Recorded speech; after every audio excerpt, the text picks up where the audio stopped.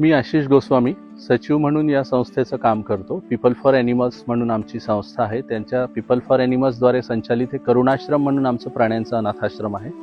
हा जो एरिया आहे हा पूर्णपणे 10 एकरचा एक परिसर आहे. याच्यात 2 भागांमध्ये आम्ही विभाजन केलेलं आहे. वन्यप्राणींचं एक सेक्शन वेगळं आहे आणि रस्त्यावरील सापडलेले इतर मोकाट प्राणी जे आहे किंवा आपत्कालीन परिस्थितीत सापडलेले जे प्राणी आहे त्यांचं व्यवस्थापन आम्ही या ठिकाणी करतो.